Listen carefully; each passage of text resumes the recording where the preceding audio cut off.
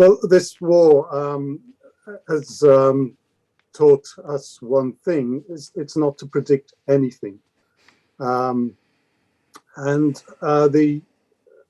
My sense is that yes, the mood in Ukraine, the leaders of Ukraine has darkened and got more pessimistic over the past few days.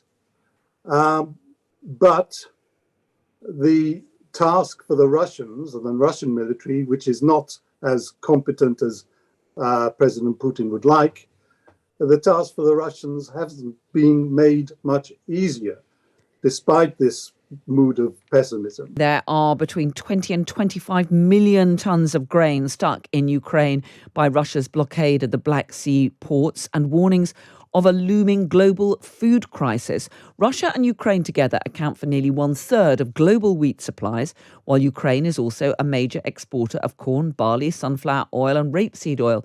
Britain has backed in principle a proposal by Lithuania for a naval coalition of the willing to lift the Russian blockade. Well, Nicholas Williams is the former NATO head of operations for Afghanistan and Iraq, and we can talk to him now. Good morning to you, Nicholas. Good morning. Good morning. Really good to have you with us. I don't know if you were able to hear our previous guest, who's an advisor to President Zelensky, but he was saying that he felt that if there was some will on the West to tackle this, that some way of breaking the blockade, of arranging humanitarian convoys out of those Black Sea ports could be introduced. I mean, what do you make of this idea? Well, it's an idea which has been floating around for some time, some weeks, but it's always been opposed for one simple reason. It would have to have Russian agreement, acquiescence. The ports have been mined, Odessa port, and the Ukrainians themselves have mined it in order to prevent the Russians from getting too close in their naval weapons. And so President Putin yesterday actually indicated that he was willing to talk about this idea, but on condition that the West raises the sanctions, lifts the sanctions against him. And clearly the West is not about to start lifting sanctions against Russia. But the longer this blockade goes on, the more serious the effect it's having, as we were hearing from our Ukrainian guest, not just on Ukraine's economy, but more importantly, on global food supplies. Yeah, yes, of course. And the countries and regions that will be hit most are those who are already vulnerable to starvation, hunger, famine, particularly sub-Saharan Africa, particularly the Middle East, where there's also conflicts preventing food supplies getting through. And it will be an incredibly severe crisis, which Mr. Putin will obviously exploit by saying that the West is, by not lifting sanctions, is making this crisis potential famine worse. So, I mean, is it right then for NATO simply to say, well, look, this is too risky, we can't do it? Well, NATO has not said it's too risky. It would require NATO to consider the idea, which it hasn't actually done, because NATO is an organization of 30 countries. And some of those countries would not want NATO to be planning or to be assessing that potential for breaking the blockade, while NATO takes a view that it doesn't want to escalate the problem with Russia. It doesn't want to confront Russia. And unfortunately, Russia, Mr. Putin, has deterred NATO more than NATO has deterred Mr. Putin. I'm going to bring in my co-host, Katy Balls, now.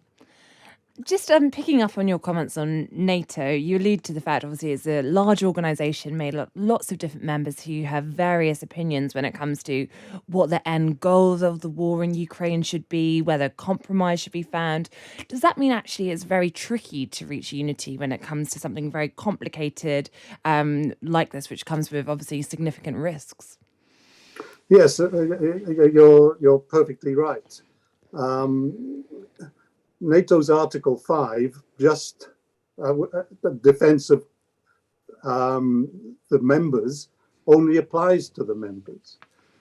Ukraine has been a close partner of NATO, benefiting from training and so on for a number of years.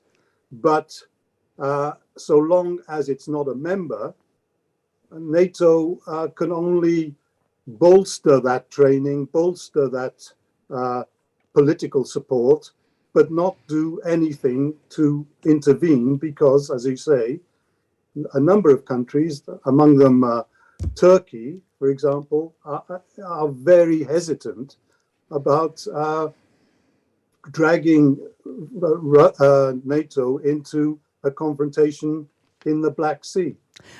Can I just ask you about the wider picture? It does look as though Russia is gaining ground in this invasion. It's now succeeded in taking over what's left of Mariupol, and we're hearing about those slow, gradual, but gains being made right across the east of Ukraine. Are you concerned that Russia is winning on its new strategy? Well, this war has taught us one thing: it's not to predict anything.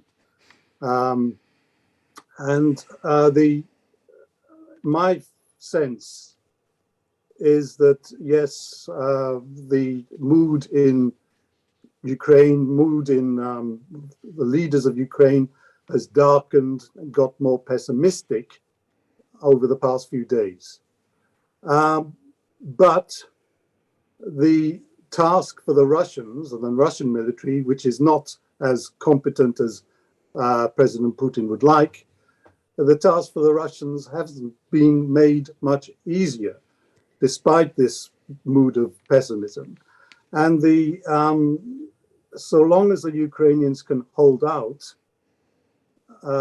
then weapon supplies, training of personnel will kick in sometime in the late summer. Okay. And then there'll be another swing in the momentum of this and rhythm of this war.